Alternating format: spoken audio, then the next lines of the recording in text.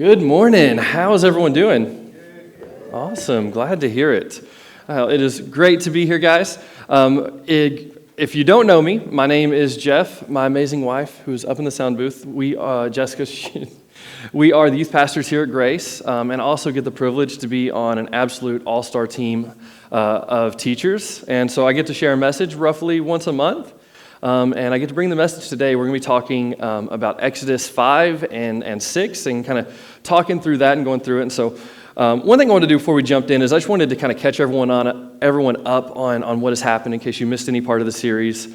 Or if you're not incredibly familiar with the book of Exodus, I remember I started coming to church. My wife told me to whenever I was like 22. And I remember not really understanding everything went, so I like to give just a little background on what's happened. So we're in the book of Exodus, and it's a fancy name, but really it's just talking about the Israelites, who are God's chosen people. And it's talking about their exit from Egypt. So the Israelites at this time are enslaved to Egypt. And so the book is going to focus on a gentleman by the name of Moses. Now, Moses is an interesting character all the way from birth. He's born at a time where the Pharaoh of Egypt has decided that the Israelites are becoming too powerful, that they're multiplying too quickly, they're becoming too numerous. And so he puts out a decree that all the newborn females will be allowed to live, but all the newborn males will be killed. And specifically, he instructs them to be thrown into the river. And so what Moses' mom does is when he's born, rather than throwing him in the river to die, she leaves him in a basket beside the river. Now, who knows? God is good, and God is in control of all things. And so what happens next is Pharaoh's own daughter comes up and finds baby Moses chilling by the river. And in fact, she then turns around and hires Moses' own mother to nurse him until he's past nursing age. And then Moses comes into Pharaoh's household, and he is raised in Pharaoh's household. Moses, an actual Israelite, is now raised in not only the Egyptian household, but he's raised in Egyptian royalty. He learns their customs. He learns their language. He learns to read and write, how to fight, how to lead. He learns every intricacy that comes through the Egyptian royalty. And God is in control of it all. God has ordained it all to happen. And so Moses lives there for quite a while. And then eventually he sees an Egyptian guard beating an Israelite. And so he actually, out of anger, kills the Egyptian guard. And then out of fear that he would be found out and then he himself would be killed, he runs away from Egypt. And he runs away and he gets married, becomes a shepherd, and he stays there for about 40 years until God comes to him in a burning bush. And so he goes up and he has a good long conversation with a burning bush, and God instructs him that he is going to go and set his people free. He's going to free them from Egypt. Now, Moses reluctantly agrees to this, and that's where we're going to pick up today is where Moses goes with his brother Aaron to talk to Pharaoh. I'm getting a little bit of feedback in the monitors up here. Can we turn them off?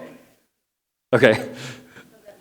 Just turn the monitors off if we can. Thank you.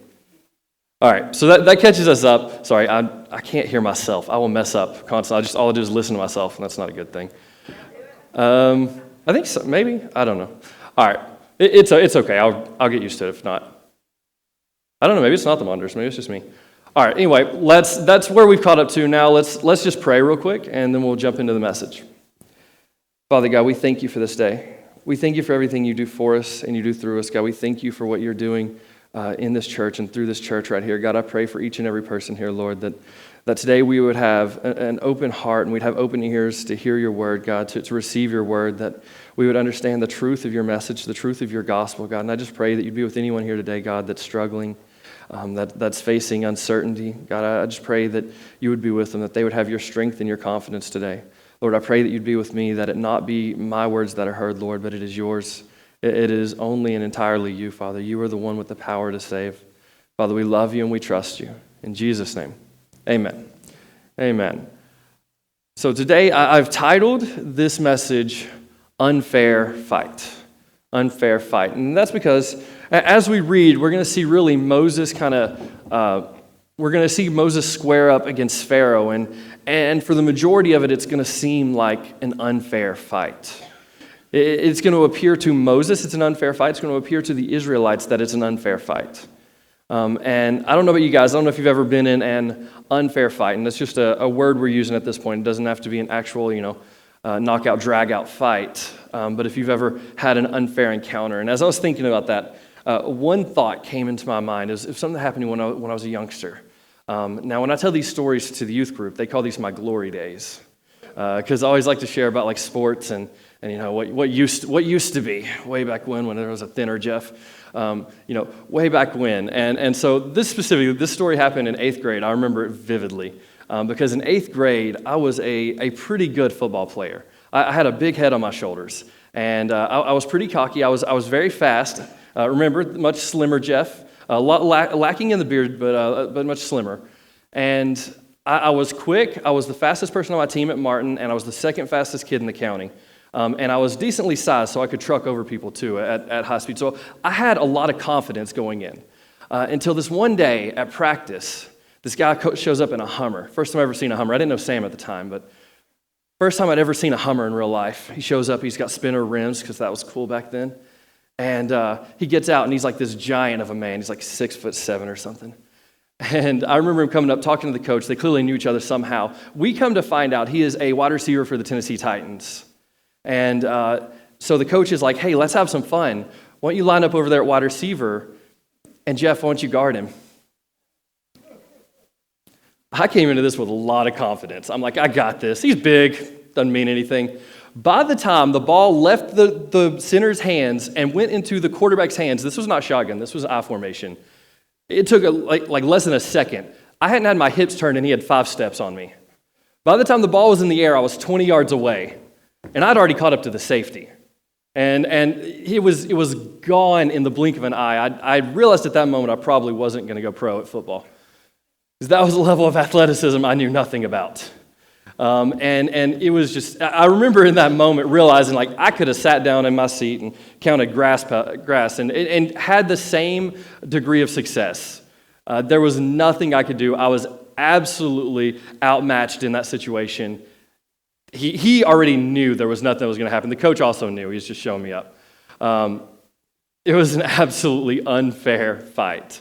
And I've trained in enough martial arts to have enough of those stories where I've been beaten silly, and I don't really like to talk about it anymore. But that's not necessarily what we're talking about here. Now, that absolutely was an unfair fight. There was nothing I could do. There was no chance I had to stop him from doing what he wanted to do. And actually, one of my reoccurring nightmares, I don't know if you guys have reoccurring nightmares. They're not really fun. By nature, I am a protector. I don't know. That's just something I've always had in me. I've always wanted to protect people weaker than myself. And I've always had that. And so I have this reoccurring nightmare that I'm trying to protect someone. Now, they didn't have faces as a kid, but now it's usually my family. And I am in a fight that I cannot win. I'm in a fight where I cannot do harm to the individual in front of me. And it's just this reoccurring nightmare.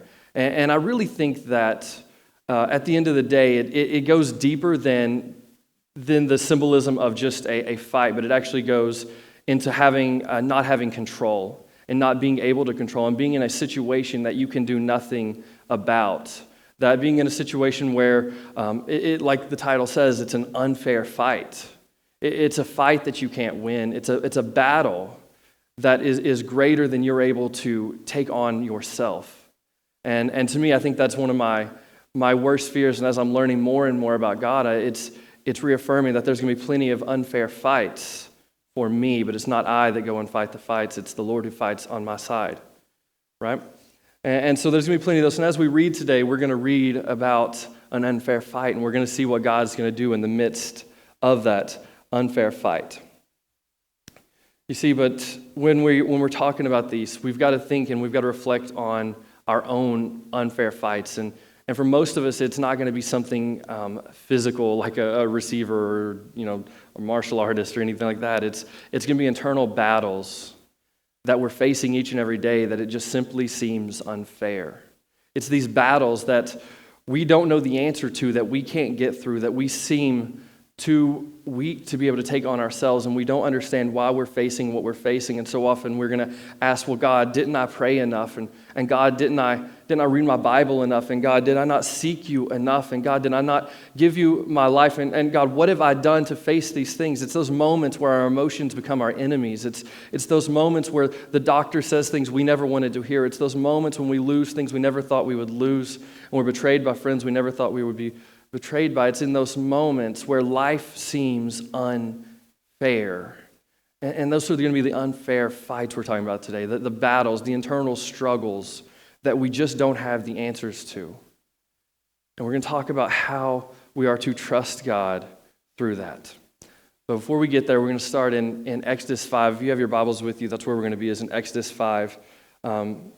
And to see the unfairness that seems to have come on the Israelites. Even how they came into Egypt itself almost seems unfair. If we remember way back when, there was a young man named Joseph. Now, Joseph was sold by his brothers into slavery. And from there, he was a slave, and then he went to prison. Then he went from prison to Egypt, and then he became second in command of all of Egypt. Now, while he was there, he made a plan to save Egypt during an upcoming famine. Then, whenever the famine hit, he invited his family to come to Egypt with him, and that's how they ended up in Egypt, is they went to Egypt for salvation. They went to Egypt to be saved. Now, what ended up happening is Joseph eventually died, and then the Pharaoh that was there with him, he eventually died, and a new Pharaoh came up, and this new Pharaoh didn't like the Israelites. He realized they were becoming too numerous, they were becoming too powerful, and so he enslaved them and started to treat them harshly. You see, from the very beginning, I believe they came to Egypt, or they went to the wrong solution to their problem. So often we see Egypt in the Bible as a representative of the world. And when we're talking about the world, we're talking about the powers of Satan. We're talking about the evil, the sin, the addiction, the turmoil that the world brings. And so often when we talk about Egypt, we're talking about the world. And so what we see is the people of God in an uncertain situation, they turn and they run to Egypt for salvation. The problem is they place their faith and their hope in the wrong thing.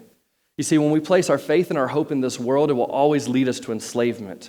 Even if it promises you salvation, even if the friends you're around promise you that this is going to make things better, that it's going to make you happy, that it's going to bring joy, that it's going to relieve stress, that it's going to make all things better, if we place our faith in this world, it will always lead to enslavement. If we place our faith in anything other than Jesus, it will lead you to bondage and destruction. You see, that's why sin is so addictive. Can you think of a single sin that doesn't lead to addiction? I can't. Substance abuse, alcohol, lying, adultery. All of those lead to addiction is because Satan is not calling you to a one-time sin. He's calling you to a life of sin. And that's why every sin will lead you into addiction, is because he wants to lead you away from Jesus and into a life in pursuit of destruction. And sin always poses itself as the solution, as a temporary pleasure, as a little bit of fun, as a little bit of stress relief, as a smile and a joy in a moment of hardship. You know, sin always poses itself as the solution, when in reality it simply leads to bondage and enslavement. It leads to a life of addiction. It leads you into a hole that you can't hardly crawl back out of. You see, whenever we are in the midst of uncertainty, when we're in the midst of a problem, we have a choice. Will we turn toward Jesus, or will we turn toward the world? We see the Israelites, they ran to Egypt for their salvation when they should have been praying to their Lord for salvation. And we face the same decision every day. Where are we going to turn when the rubber meets the road, when the hardships in life happen? Where are we going to go? Because this world, even though it looks fulfilling, even though it may lead to temporary fun, sin is fun. I'm not going to lie to you guys. Sin is fun, but it will lead to destruction every single time. There is no sin that will not lead you to destruction. Everyone will lead you. It will lead you further away from Jesus. And it will lead you to a life of destruction. It will lead you to a life of addiction and destruction. And so we've got to make sure in those moments where we don't know where to turn, that we make sure we turn toward Jesus. And if we don't know how to turn toward Jesus, then we open up the Word and we read the words in red and we read about Jesus. We act like Jesus. We follow Jesus. We give him our life and we say, God, I'm not in control, but I know that you are. I know this thing that I'm facing is greater than I am, but there's nothing greater than you are. And God, so I place my faith, my hope, and my trust in you above all things. And God, I don't know the end. I don't know the rest of the story, but I know that you're in control, and I give you that control. God, I won't run to this world for salvation, but I look to you only. This world is not my God, Lord, but you are only. And it's I lean and I trust and I turn to you, Jesus. All right, let's jump into Exodus 5. Starts off, afterwards, Moses and Aaron went to Pharaoh and said, "This is what the Lord, the God of Israel, says, let my people go, so that they may hold a festival to me in the wilderness." But Pharaoh says, "Who is the Lord that I should obey him and let Israel go? I do not know the Lord, and I will not let Israel go." So one thing we should note, I actually realized when I put those in, I didn't put it in right anyway, is one thing we should know. Anytime we're reading our Bibles and we see the name of the Lord in all caps, so in all capital letters, capital L, capital O, capital R, capital D, it is not just saying the word Lord, it is specifying the name of the Lord, and that name is Yahweh. That is the actual Hebrew name of Lord. That is the Hebrew name of God. Is Yahweh. And so when we're reading it here, they're actually saying, this is what Yahweh, the God of Israel, says. And then Pharaoh responds with, "Who is Yahweh, that I should obey him and let Israel go? I do not know Yahweh, and I will not let Israel go." So he's specifying the name. And one reason we can think of here is that just because of the Egyptian religion, the religion that they themselves follow, they had hundreds of gods and goddesses. They had a god for each day of the week. They had a god for the sun and the moon and fertility and everything else. They had hundreds of gods and goddesses. And so he immediately goes, "Yahweh, I don't know Yahweh.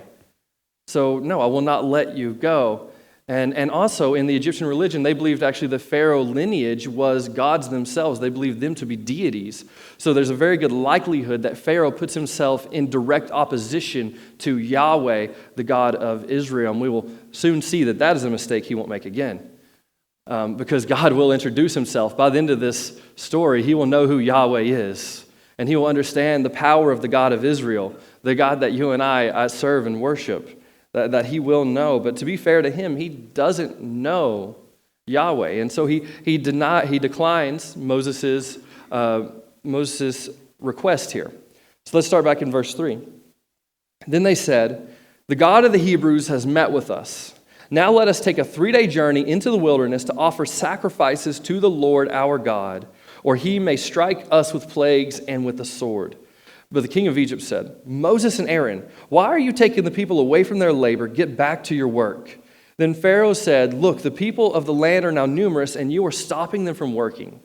That same day, Pharaoh gave this order to the slave drivers and overseers in charge of the people: "You are no longer to supply the people with straw for making bricks. Let them go and gather their own straw, but require them to make the same number of bricks as before. Don't reduce the quota. They are lazy. This is why they are crying out. Let us go and sacrifice to our God. Make the work harder for the people so that they keep working and pay no attention to lies."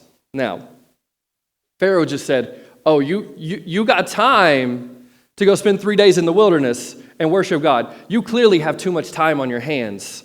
I'm going to up your work. So now you're going to make the same number of bricks as you were making beforehand, but now we're not going to give you the straw. You got to go gather your own straw and then still make the bricks." And so what he's done is, with the plea to go and worship, what he's done is made it harder on them. And again, we see the same thing in our own lives, is that whenever we make a plan to worship the Lord, when we start to turn our lives away from this world and turn our lives toward the Lord, we will see Satan respond. We'll see Satan try to make things harder. You see, because the truth of it is, Satan seems pretty friendly when you follow him to destruction. You're not his enemy at that moment. When you're not living a life according to Jesus, when you're not following Scripture, when you're not turning to God in your moments of need, well, he's pretty cool with that. Because you're not really in direct opposition of him. And we should be terrified if the devil's not out to get us. Because that means we must be doing what he wants us to do. He only responds when you begin to follow Jesus. See, when we shift our focus to Jesus, the enemy will attack. If he's not attacking you, be terrified because you're going down the path he wants you to go. It's whenever he begins to attack that we know we're making the right moves. We know he's getting scared because, see, he knows his time is short. He knows how his story ends. He knows he can't win. All he has is he's a one-trick pony. All he has is deception. The problem is that one-trick ponies get pretty good at their trick. And he's pretty good at deceiving. But that's all he can do, is he can try to feed you lies and force you into a direction he wants you to go. The truth is, he's scared. He knows that his time is coming short, and he knows that every conversion means his time is shorter and that he has less power. He knows that he is powerless to those covered in the blood of Jesus. He knows he has no strength and he has no power over you when you turn toward Jesus. And so don't do it hesitantly. If you turn to Jesus, go all out, full out sprint, read the words, follow him. Don't hesitate or the devil will attack. The enemy will attack. If you're going to follow Jesus, go 100% of the way. Don't halfway do it. When you halfway do it, you're going to find yourself in hardships and difficulties because you've opened yourself up to the attack, because he's worried. Satan is worried about who you're going to become when you're full out on fire for Jesus. And so go all out for Jesus. Go all out. Don't hesitate. Don't halfway walk Christian and walk to the world and do a little bit of sin here and then follow Jesus a little bit here and go to church on Sunday and smoke some weed after this. And no, go all out. Follow Jesus with everything you have. Do not let him have a foothold into your life. Let yourself be so cleansed with the blood of Jesus that there's nowhere for him to reach you.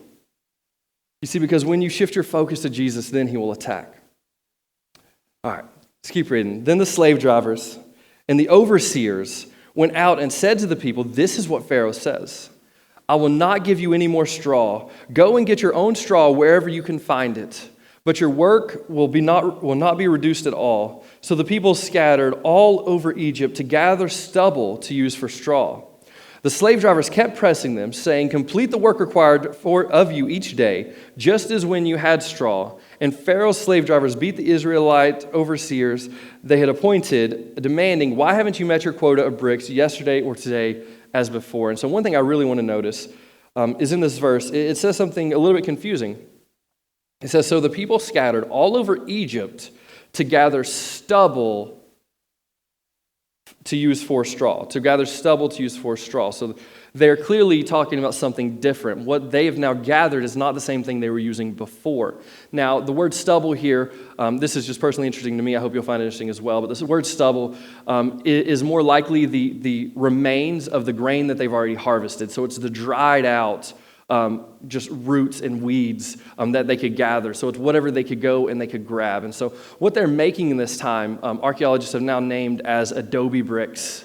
And Adobe Bricks was the most common building material in Egypt at this time. Now, we've obviously all seen the pyramids, and they're these big stone slabs. That was very special occasions. The majority of everything built in Egypt at this time was made with Adobe Bricks, which is a mixture of clay and straw that is layered and cross-weaved together to add some stability to the clay. And so as the clay dried out in the sun, it would harden, and the straw would be there to support it. Now, what's really interesting is we read about how they've used stubble here, and this is basically weeds. It's dried out weeds that they've used rather than straw, is that archaeologists have actually found in homes and towers and walls where there are layers of these Adobe bricks built with straw, and then all of a sudden it changes and they're built with stubble.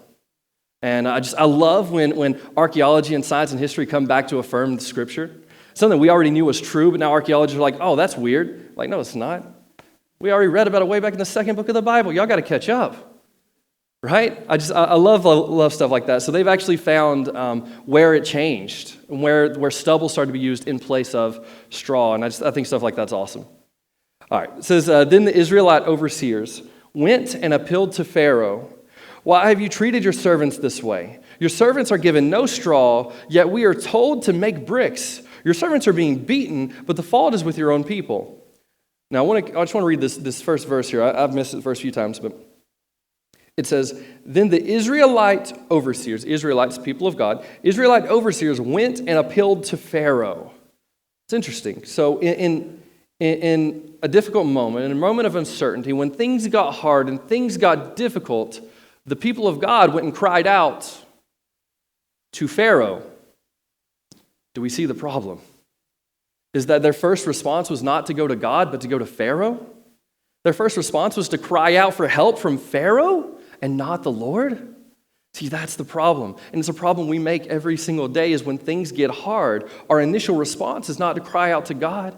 It's not to pray. It's not to hit scripture. It's not to bow down and worship and praise Jesus in the midst of the hardship. Our first response is, well, to work harder and to talk to more people and see how we can figure out the solution and see how we can solve this and see how we can carry this burden and how we can wait. And if we move this here and move that there and we do more of this and less of that and we can make it.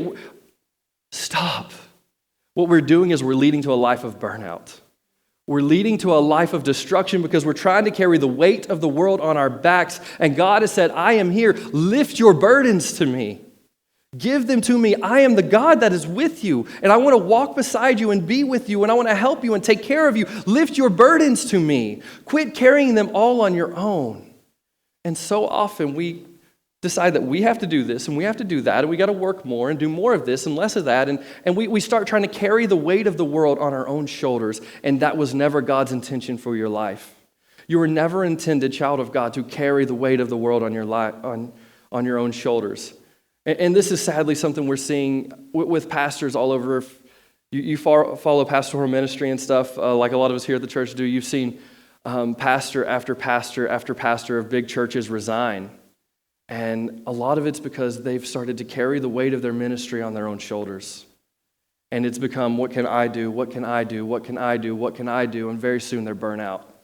And they have nothing left because it's what can I do, not what can God do. Now, these are amazing men of God, but at some point, they've let it all rest on their shoulders. And I think at that point, we've got to take a step back and see and let God do what God does. It's not what can I do, it's what does God do. All right. Pharaoh said, lazy. That's what you are, lazy. That is why you keep saying, let us go and sacrifice to the Lord. Now get to work. You will not be given any straw, yet you must produce your full quota of bricks. The Israelite overseers realized they were in trouble when they were told, you are not to produce the number of bricks required for you each day. When they left Pharaoh, they found Moses and Aaron waiting to meet them, and they said, may the Lord look on you and judge you. You have made us obnoxious to Pharaoh and his officials and have put a sword in their hand to kill us.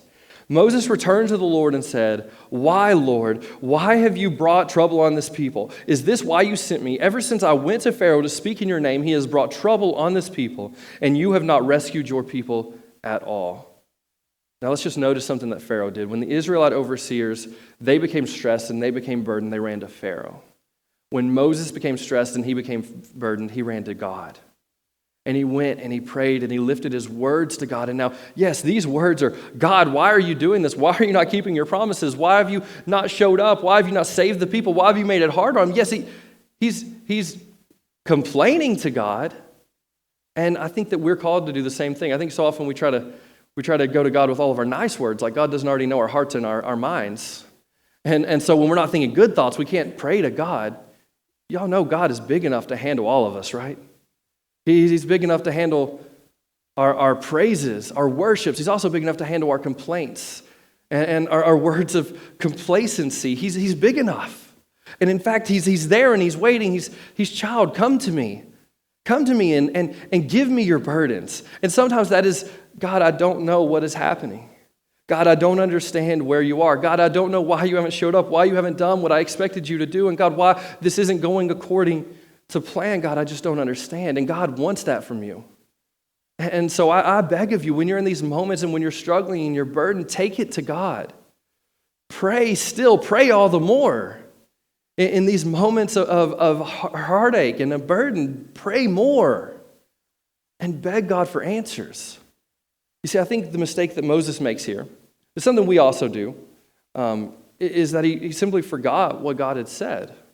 God had told him before he ever went to Pharaoh that Pharaoh would reject him, and that it would be the mighty hand of God that would lead them out of Egypt. It would not be this one-time encounter. And so often we kind of forget what God said too. We forget Romans 8:28 where it says that he will work all things together for the good of those who love him and have been called according to his purpose, right? We forget that all things are included in that. Wait, God, you mean the good things? Oh yeah. What about the bad things? What about the hard things? What about the addicting things? What about the struggle? God, will you make all those things work together for the good of those who love you and been called according to your purpose? He says, absolutely. All things. It's not that all things will be good, but that he will work all things together for the good. And we're going to see that with Egypt or with Israel at this moment. The other thing, Moses' other mistake, is that he assumes how and when God will fulfill his promise. And the truth of the matter is, God works not on our time, but in his time. You see, God has this unique experience where he knows past, present, future. If we're honest with ourselves, we only know past, and we only know a little bit of that. You know that humans forget, was it like 75% of what they learned 72 hours after it happened? So we only know even a little bit of our past. God knows all things, past, present, future. He knows the perfect steps to work things out for the good of those who love him and been called according to his purpose. We don't know that. We don't hardly even know our present or our future. But God does, and God is in control. And so faith is simply this. Did you know faith can't exist without doubt? There's simply no need for faith without doubt. Faith is in the midst of doubt. I trust God because he is good. I trust God because he is good all the time, and all the time, God is good. That is faith. It's not that I believe all the time. It's not that I will never, ever doubt again. It's that in the midst of doubt, in the midst of uncertainty, when I can't see outside of the storm I am in, I believe God is good, and I believe he's in control no matter what. Now we're going to jump into Exodus 6, and this will be where I'm concluding. In Exodus 6. Now, 1 through 8 is what I'm going to focus on. After that is the genealogies of Moses. Homework for you guys. I do this to youth all the time. Go home and read that yourself. All right. There's a bunch of fun names Sam said he's going to pronounce next time he's up here. All right. It says, Then the Lord said to Moses, Now you will see what I will do to Pharaoh. Because of my mighty hand, he will let them go. Because of my mighty hand, he will drive them out of his country. God just said he won't only let them go, he'll run them out of the country. God also said to Moses, I am the Lord. I appeared to Abraham, to Isaac, and to Jacob as God Almighty. But by my name, the Lord, I did not make myself fully known to them. I also established my covenant with them to give them the land of Canaan, where they resided as foreigners. Moreover, I have heard the groaning of the Israelites, whom the Egyptians are enslaving, and I have remembered my covenant. Now, really pay attention to this. I want to see if anything jumps out to you. If you're a youth, I'd give you candy if you caught it, but I didn't bring candy. I apologize. Therefore, say to the Israelites, I am the Lord, and I will bring you out from under the yoke of the Egyptians. I will free you from being slaves to them. I will redeem you with an outstretched arm and with a mighty axe of judgment. I will take you as my own people, and I will be your God. And then you will know that I am the Lord your God, who brought you out from under the yoke of the Egyptians, and I will bring you to the land I swore with uplifted hand to give to Abraham, to Isaac, and to Jacob. I will give it to you as a possession. I am the Lord. What we see here is 7 I will statements. Now these I will statements are the perfect example of redemption. In it, God says, I will bring you out from under the yoke of the Egyptians. I will free you from being slaves. He says, I will redeem you with an outstretched arm and with mighty acts of judgment. I will take you as my people. I will be your God. I will bring you to the land I swore with uplifted hand, and I will give it to you as a possession. 7 times he says, I will. You see, this is the perfect example of redemption. It's not about what you can do, but what God has done. It's not about what you can do, it's about what God has done. And in this, he promises what he will do. And it comes into where are we leaning. I love the Apostle Paul. When he writes a letter, he always starts it with grace and peace. Have you noticed he never reverses it? And I think it's because he knows you can't have God's peace without first having God's grace. It's all about God's grace. That's where our peace comes from. When we realize it's not about what you can do, but what he has done. When we realize that, it's all about him. It's all about him. It's all about what he has done.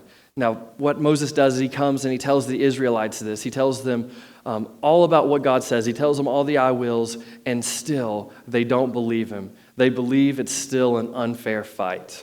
They still believe that they have lost, that Pharaoh has the upper hand. And I believe it's because when we're in the midst of a storm, it's hard to see the hand of God when you're so focused on the hand of Pharaoh. It's so hard to see what God is doing when you're in the midst of your own storm, when you're in the midst of your own burdens, when you're focused so heavily on your own problems. It's so difficult to see the hand of God. I've seen it in my own life time and time again, that when I'm in the midst of an unfair fight, it's hard to see what God is doing. But as I've read the Bible, you know what I've realized? God does his best work in seemingly unfair fights. Look all throughout the Bible. Right here we have Moses versus Pharaoh. We have David versus Goliath. We have Joshua versus the walls of Jericho. We have Jonah versus a giant fish. We have Peter versus pride. We have Lazarus versus death.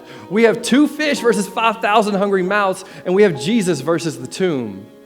Seemingly unfair fights. It would seem that the good guys have already been defeated, that it is imminent, that it is done. Stick a fork in it, it's over. You see, the Israelites, they were enslaved. David was but a boy. Joshua was standing in front of a fortress. Jonah was stuck inside of a fish. Peter was selfish. Lazarus was 4 days dead and stinketh. 2 fish was not nearly enough for 5,000 people, and Jesus' heart literally stopped. It would seem that they've lost. It would seem that the battle was lost and that the underdogs are done for. It would seem that the unfair fight had went to the side of the enemy. But the truth of the matter is, our God doesn't know how to lose. We don't serve a God with that kind of capability. Read the back of the book. He doesn't lose. Every knee will bow. Every tongue will confess. He is Lord. The devil's head will be crushed beneath his foot. He doesn't know how to lose. You see, the truth is, Moses led the Israelites out of Egypt. David slayed Goliath with a single blow. The walls of Jericho came crumbling down. Jonah preached the gospel to Nineveh and all were saved. Jesus promised, upon this rock I will build my church. The 5,000 were fed. Lazarus rose from the dead, and Jesus conquered death in a single blow, making way for us to come to the Father. Our God does not know how to lose. It does not matter what the enemy's putting against you. It does not matter what happens in 2020. It doesn't matter who the president is. It doesn't matter what it looks like the enemy's doing today. Our God does not know how to lose. At the end of the day, he will stand supreme above all. At the end of the day, we will bow down and worship his name. It does not matter what this world throws at us. It does not matter what happens today or tomorrow or 1 week or 1 year from now. Our God will win. He simply does not know how to lose. You see what the truth of the matter is? The only unfair fight is when the enemy opposes a child of God, because God is on his side. When the enemy opposes God, he will lose. That's the only unfair fight. And when the enemy stands up in 2020 and he thinks he has control, he's just postponing. He thinks he's postponing his imminent death, because the truth of the matter is, our God simply does not know how to lose. And I'm going to end right here in Colossians. It says this: when you were dead in your sins and in the uncircumcision of your flesh, God made you alive with Christ. He forgave us all our sins, having canceled the charge of our legal indebtedness, which stood against us and condemned us. He has taken it away, nailing it to the cross. And having disarmed the powers and authorities, he made a public spectacle of them, triumphing over them by the cross. You see, in one fell swoop, Jesus took your sin. He took the accusations against you and he nailed them to the cross, marking them null and void. In one fell swoop, he has disarmed the powers of the authority. He's triumphed them over them in the cross when he shed his blood. See, the devil knows that when you are covered in the blood of Jesus, he has no power. When we are covered in the blood of Jesus, the enemy has no power over you. And so my plea with you today is, wherever you are in your walk, if you know Jesus, if you don't, just walk in unison with him. Lead your life back into his word. Follow him. Leave Egypt and follow God. Follow him. Again, no matter what this world throws at us, and no matter what this world has against you, and no matter what today looks like, or no matter the battles or the struggles or the burdens you're facing today, your God does not know how to lose. Let's pray. Father, I thank you so much for this day and everything you do for us and you do through us. God, I pray for your strength, your hope, and your confidence, God, that we would know and that we would have the faith and the security that no matter what this world throws at us, no matter what happens, God, that you are in control. There is nothing, there is no storm, there is no burden, there is no enemy greater than you. There is none that can snatch us out of your hand, Father. You are absolutely and totally in control. Lord, I just pray for your strength and your confidence here today. I pray that you'd be with each and every person here that's struggling, that's facing hardships and uncertainties. God, I just pray that your hand and your Holy Spirit be with them. Lord, we love you and we trust you. In Jesus' name, amen.